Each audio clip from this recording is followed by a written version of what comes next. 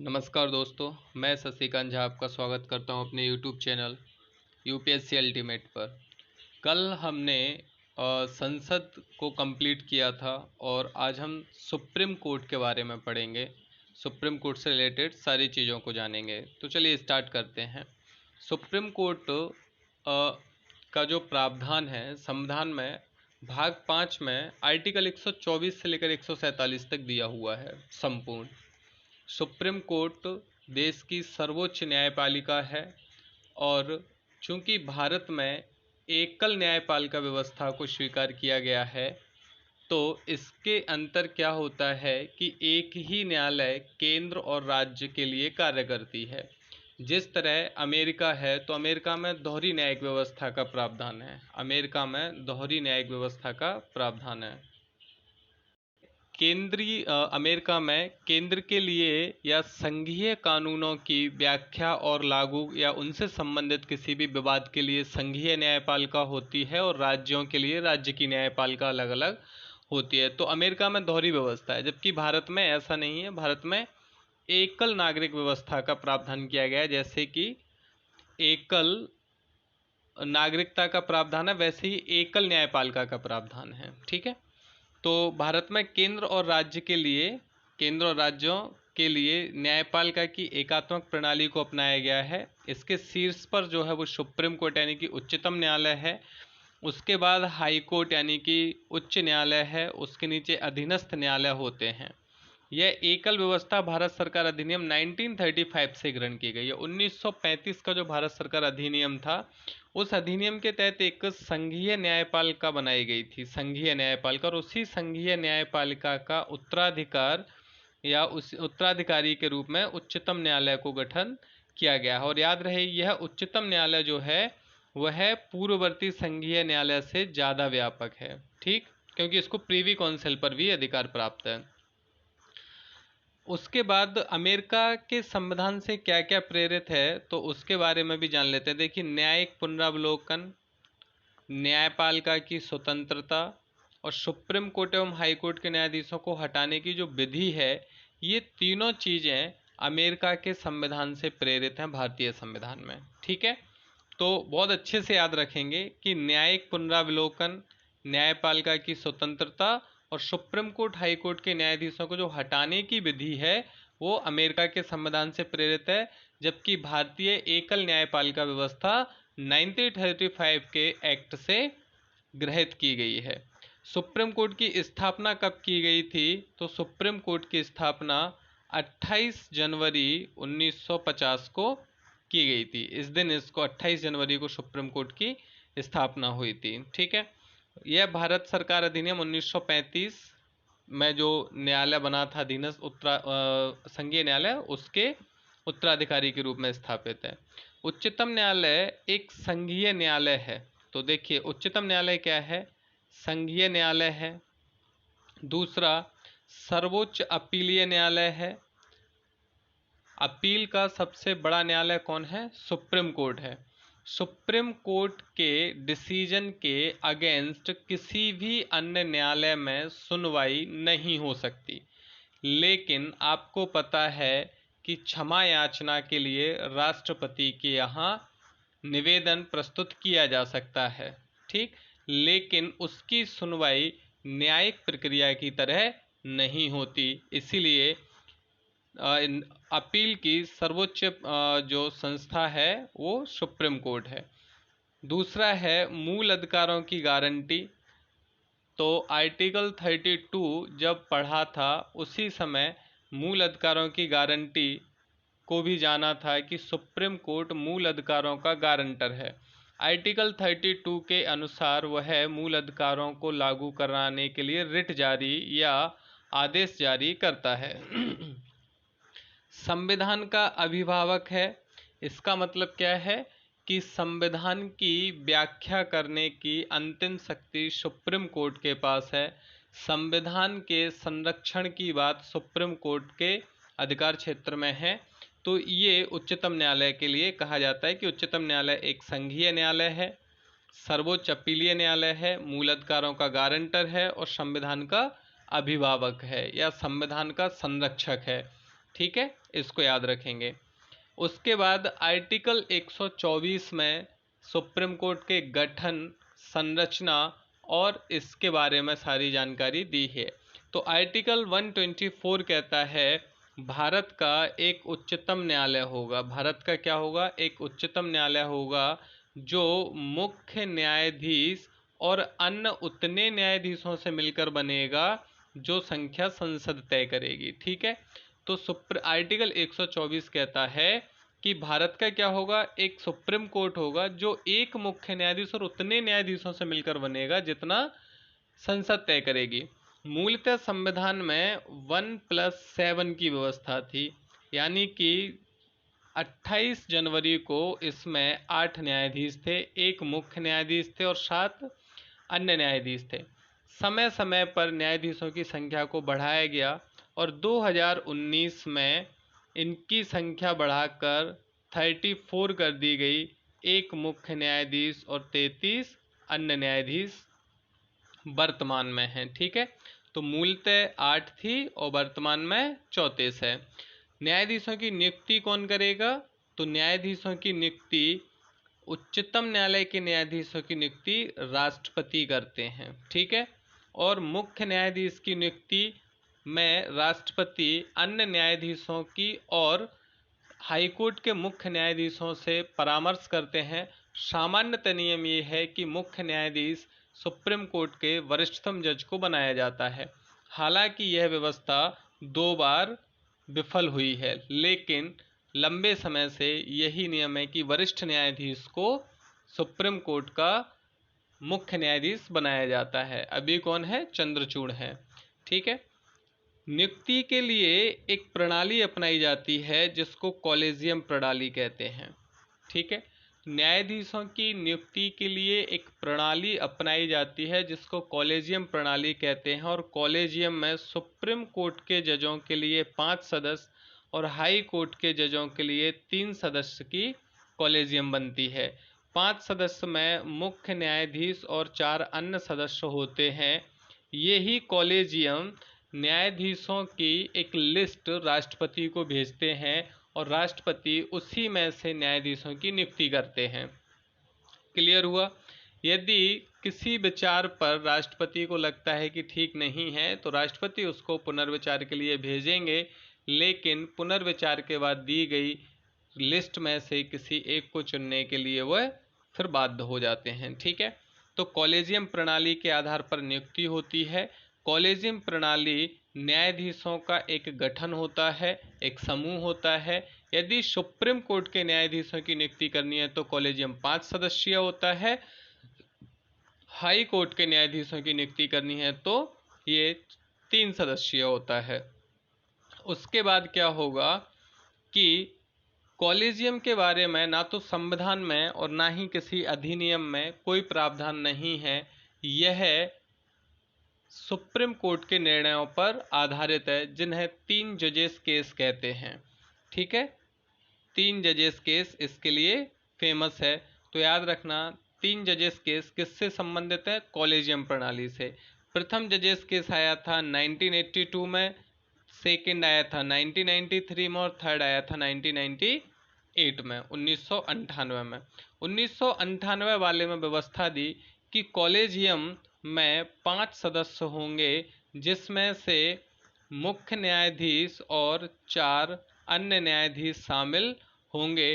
केवल मुख्य न्यायाधीश की सहमति से ही न्यायाधीशों की नियुक्ति नहीं होगी, इसका बहुमत होना चाहिए जिसमें 1+2 आवश्यक है। ठीक है, उसके आधार पर होगा। अब क्या हुआ, सरकार ने इस व्यवस्था को बदलने के लिए 2014 में मोदी गवर्नमेंट ने एक बड़ा परिवर्तन किया और उसके लिए उन्होंने संविधान में 99 व अमेंडमेंट किया 2014 में। 99वां संविधान संशोधन से इन्होंने एक एनजेक आयोग की स्थापना की। आर्टिकल जोड़ा 124A। NJAC national judicial appointment commission. ठीक है, एनजेक को इन्होंने राष्ट्रीय न्यायिक नियुक्ति आयोग की स्थापना की। हालांकि सुप्रीम कोर्ट ने इसको 2015 में अवैध घोषित कर दिया और इस तरह वर्तमान में कॉलेजियम प्रणाली ही लागू है। ठीक, तो इसको भी आप याद रखेंगे। 99वां संविधान संशोधन एनजेक से रिलेटेड था, जिसको 2015 में निरस्त कर दिया गया है। तो ये नियुक्ति से संबंधित था। अब किसको सुप्रीम कोर्ट या हाई कोर्ट का जज बनाया जाएगा? तो सुप्रीम कोर्ट का जज बनने के लिए निर्भरताएं क्या होनी चाहिए कि वो भारत का नागरिक हो, 5 वर्ष तक किसी हाई कोर्ट में जज रहा हो, या 10 वर्ष तक अधिवक्ता या वकील रहा हो, या फिर वह राष्ट्रपति की नज़रों में विधिवेत्ता हो। तो ऐसे व्यक्ति को सुप्रीम कोर्ट का जज नियुक्त कर दिया जाता है। ठीक है। और हाई कोर्ट में 7 वर्ष और 10 वर्ष का कंसेप्ट होता है।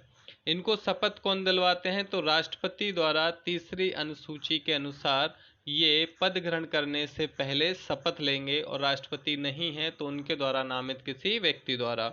इनका कार्यकाल कितना होगा? तो संविधान में न्यायाधीशों के कार्यकाल के बारे में नहीं दिया गया है, लेकिन प्रावधान किया गया है कि 65 वर्ष की आयु तक ये अपने पद पर बने रहेंगे। अब इन्हें यदि अपने पद से हटना है तो ये त्यागपत्र दे सकते हैं प्रेसिडेंट को। ठीक है। और इनको हटाया जा सकता है संसद की सिफारिश पर, संसद की सिफारिश पर राष्ट्रपति द्वारा। याद रखिए, राष्ट्रपति द्वारा हटाए जाते हैं, संसद द्वारा नहीं हटाए जाते। तो इस बात को याद रखेंगे, संसद की सिफारिश पर राष्ट्रपति द्वारा इनको हटाया जा सकता है। अब हटाने के लिए इनका एक विशेष तरीका है, और हटाने के 2 आधार होते हैं। 2 आधारों पर ही हटाया जाएगा। पहला आधार होगा असमर्थता या असक्षमता, असमर्थता और असक्षमता, ये या सिद्ध कदाचार। असमर्थता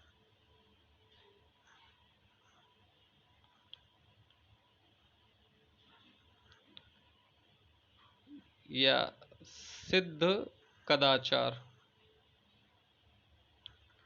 इस आधार पर, इन 2 आधारों पर इनको हटाया जाएगा। इनको हटाने के लिए महाभियोग जैसी प्रक्रिया का पालन किया जाता है, हालांकि महाभियोग शब्द का प्रयोग इनके लिए नहीं है। तो इनको हटाने के लिए क्या किया जाएगा? महाभियोग जैसी प्रक्रिया का पालन किया जाएगा। इनको हटाने का प्रस्ताव किसी भी सदन में लाया जा सकता है, लोकसभा या राज्यसभा, 2 में से किसी भी सदन में लाया जा सकता है। यदि लोकसभा में इनको हटाने का प्रस्ताव लाया गया तो ऐसा प्रस्ताव 100 सांसदों द्वारा हस्ताक्षरित होना चाहिए, और राज्यसभा में आया है तो 50 सांसदों द्वारा हस्ताक्षरित होना चाहिए।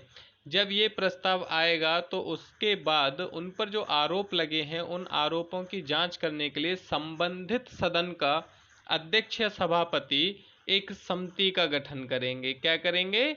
एक समिति का गठन करेंगे, और यह समिति 3 सदस्यीय होगी। 3 सदस्यीय समिति का गठन करेंगे। इसमें कौन कौन होंगे? सुप्रीम कोर्ट के जज होंगे, हाई कोर्ट के जज होंगे, और एक विधिवेत्ता होंगे। ठीक है, विधिवेत्ता। ये 3 लोगों की समिति क्या करेगी? ये 3 सदस्यीय समिति जांच करेगी, और यदि जांच में आरोप जो लगे हैं वो आरोप यदि सत्य पाए जाते हैं तो फिर संबंधित सदन इस पर आगे कार्यवाही करेगा। और आगे कार्यवाही में यदि सदन ने कुल का 50% और उपस्थित एवं मतदान देने वालों के 2/3 से उस प्रस्ताव को पास कर दिया, तब यह प्रस्ताव अगले सदन में जाएगा। तो यह प्रस्ताव आगे के सदन में जाएगा, और आगे सदन भी यदि इसको उसी बहुमत से पास कर देता है तो राष्ट्रपति उनको हटाने का आदेश जारी कर देंगे। हालांकि अभी तक किसी भी न्यायाधीश के खिलाफ, किसी भी न्यायाधीश को महाभियोग से नहीं हटाया गया है। एक बार राघवाचार्य के लिए लाया गया था, और उन पर जांच समिति ने आरोप भी सिद्ध कर दिए थे, लेकिन उन पर महाभियोग नहीं लग पाया था क्योंकि कांग्रेस ने इससे मतदान से मैं हिस्सा नहीं लिया था। ठीक है, तो ये न्यायाधीशों को हटाने का प्रक्रिया है। न्यायाधीशों को हटाने के महाभियोग जैसी प्रक्रिया का पालन होता है। आधार क्या है उनको हटाने के लिए? तो दुर्व्यवहार या असमर्थता या सिद्ध कदाचार। हटाने का प्रस्ताव किसी भी सदन में लाया जा सकता है। लोकसभा में है तो 100, राज्यसभा में है तो 50 सांसदों द्वारा उसको हस्ताक्षरित होना चाहिए। संबंधित सदन का अध्यक्ष या सभापति एक जांच समिति का गठन करेंगे जिसमें हाई कोर्ट के मुख्य न्यायाधीश, सुप्रीम कोर्ट के न्यायाधीश और प्रतिष्ठित न्यायवादी होंगे। इस समिति की जांच में यदि दुर्व्यवहार, सिद्ध कदाचार के दोषी पाए जाते हैं तो सदन इस पर आगे विचार करेगा।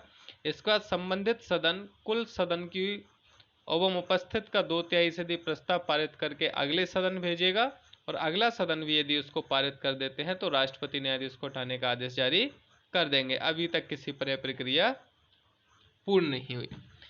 फिर अनुच्छेद 125 आता है, न्यायाधीशों के वेतन भत्ते के बारे में बात करता है। 124 में ये सारी चीजें थी। 125 में न्याय वो वेतन और भत्ते के बारे में है जो संसद समय समय पर तय करती है। तो याद रहे, न्यायाधीशों के वेतन भत्ते संसद समय समय पर तय करती है।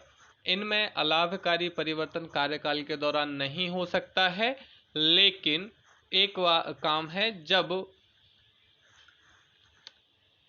वित्तीय आपातकाल की घोषणा हुई हो उस समय इनमें कटौती की जा सकती है।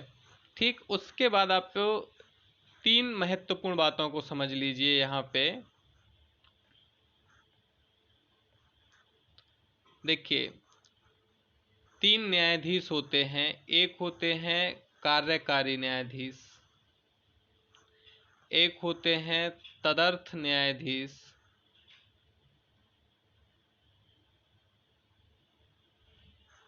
और एक होते हैं सेवानिवृत्त न्यायाधीश से सेवा।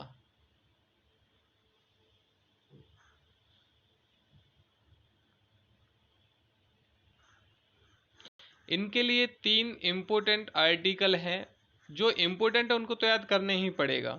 देखिए, 126, 127 और 128 क्रम से याद कर लीजिए। कार्यकारी न्यायाधीश, तदर्थ न्यायाधीश और सेवानिवृत्त न्यायाधीश। तो याद रहे, कार्यकारी न्यायाधीश की नियुक्ति राष्ट्रपति करेंगे। कौन करेंगे? राष्ट्रपति। और कार्यकारी न्यायाधीश की नियुक्ति कब की जाएगी? जब क्या हुआ हो, न्यायाधीश जो वर्तमान न्यायाधीश हैं, कार्यकारी मुख्य न्यायाधीश, यदि जो वर्तमान मुख्य न्यायाधीश हैं उनका पद अकस्मात किसी वजह से रिक्त है तो न्यायालय की व्यवस्था को चलाने के लिए कार्यकारी मुख्य न्यायाधीश की नियुक्ति राष्ट्रपति करेंगे। बिल्कुल कंफ्यूजन नहीं होना है। फिर तदर्थ न्यायाधीश क्या होता है? यदि किसी समय न्यायालय का कोरम पूरा नहीं होता है, कोरम पूरा नहीं होता है, तो कोरम पूरा करने के लिए सुप्रीम कोर्ट के मुख्य न्यायाधीश यानी कि सीजेआई राष्ट्रपति की पूर्व अनुमति से, प्रेसिडेंट की पूर्व अनुमति से तदर्थ न्यायाधीश की नियुक्ति करेंगे। तो तदर्थ न्यायाधीश की नियुक्ति कौन करेंगे? सीजेआई करेंगे और राष्ट्रपति की पूर्व अनुमति से करेंगे। इसी तरह यदि किसी समय न्यायालय में कार्य ज़्यादा है और न्यायाधीशों की संख्या कम पड़ती है तो जो सेवानिवृत्त न्यायाधीश होंगे उनको सेवा के लिए आमंत्रित कर सकते हैं। तो इनकी नियुक्ति भी सीजेआई करेंगे और किसकी सलाह पर करेंगे? पूर्व अनुमति पर, प्रेसिडेंट की पूर्व अनुमति पर किया जाएगा। ठीक है, पूर्व अनुमति पर किया जाएगा। तो ये भी याद रखेंगे आप, सीजेआई ही करेंगे। तो कार्यकारी मुख्य न्यायाधीश की नियुक्ति राष्ट्रपति करते हैं। तदर्थ और सेवानिवृत्त न्यायाधीशों की नियुक्ति कौन करेंगे? सीजेआई करेंगे और प्रेसिडेंट की पूर्व अनुमति से। क्या आपको पता है कि सुप्रीम कोर्ट के सेवानिवृत्त न्यायाधीश किसी भी संस्था या किसी भी न्यायालय में वकालत नहीं करते हैं? इस बात को याद रख लीजिए आप। ठीक, उसके बाद तो वेतन भत्ते हो गया। कार्यकारी मुख्य न्यायाधीश की नियुक्ति कौन करेंगे? राष्ट्रपति करेंगे। तदर्थ न्यायाधीश की नियुक्ति राष्ट्रपति की पूर्व अनुमति से मुख्य न्यायाधीश करेंगे और सेवानिवृत्त न्यायाधीशों की नियुक्ति राष्ट्रपति की पूर्व अनुमति से मुख्य न्यायाधीश करेंगे। अनुच्छेद 129 में क्या दिया हुआ है ये भी इम्पोर्टेंट है। तो अनुच्छेद 124 में अभिलेख न्यायालय दिया हुआ है। क्या दिया हुआ है? अभिलेख न्यायालय। तो सुप्रीम कोर्ट का स्वयं का अभिलेख न्यायालय होता है, जो आर्टिकल 129 में इसकी व्यवस्था की गई है। तो सुप्रीम कोर्ट के सभी डिसीजन, डिक्री, आदेश इस न्यायालय में होते हैं। और अभिलेख न्यायालय को यानी कि सुप्रीम कोर्ट को अपने न्यायालय की अवमानना पर दंड देने का भी अधिकार होता है। और आर्टिकल 130 में क्या है? तो न्यायालय का स्थान कहाँ होगा उसके बारे में है। तो संविधान में न्यायालय का स्थान दिल्ली घोषित है, लेकिन व्यवस्था दी है कि राष्ट्रपति की पूर्व अनुमति से उच्चतम न्यायालय का स्थान कहीं और निर्धारित कर सकते हैं। कौन? CJI। ठीक है। तो आर्टिकल 130 स्थान बताता है कि दिल्ली है, लेकिन CJI राष्ट्रपति की पूर्व अनुमति से कहीं और भी इसका स्थान बना सकते हैं। अब सुप्रीम कोर्ट की शक्तियां, क्षेत्राधिकार, तो एक होता है मूल क्षेत्राधिकार या अनन्य क्षेत्राधिकार। सुप्रीम कोर्ट के ऐसे कार्य जिन्हें किसी अन्य न्यायालय द्वारा नहीं किया जाता है उनको मूल क्षेत्राधिकार कहते हैं। जैसे कि जिन मामलों की सुनवाई का अधिकार अन्य न्यायालय को नहीं हो वो इसमें आते हैं। जैसे कि केंद्र राज्य का विवाद है तो वो किसी न्यायालय में नहीं जाएगा, सुप्रीम कोर्ट में आ जाएगा। राज्य राज्य का विवाद है, राष्ट्रपति उपराष्ट्रपति के चुनाव संबंधी मुद्दे हैं। जब हम राष्ट्रपति उपराष्ट्रपति पढ़ रहे थे तभी बताया था कि इनके संबंधित विवाद, चुनाव से संबंधित विवाद सीधे किसके पास जाएगा? सुप्रीम कोर्ट में। तो ये मूल क्षेत्राधिकार के अंतर्गत आएगा। दूसरा, रिट जारी करने का अधिकार। तो आर्टिकल 32 के अनुसार 5 प्रकार की रिट, ये शक्ति पढ़ते समय और मूल अधिकार के समय इसको पढ़ा था। अपीलीय क्षेत्राधिकार, तो पता है कि ये सबसे अंतिम और सबसे बड़ी अपीलीय न्यायालय है। अपील करने में 4 प्रकार से अपील की जा सकती है।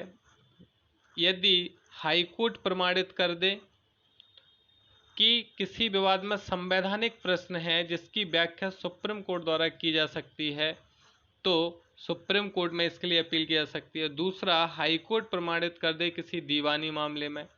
2 मामले ऐसे हैं जिनमें हाईकोर्ट यदि प्रमाणित कर दे तो उसकी अपील सुप्रीम कोर्ट में की जा सकती है।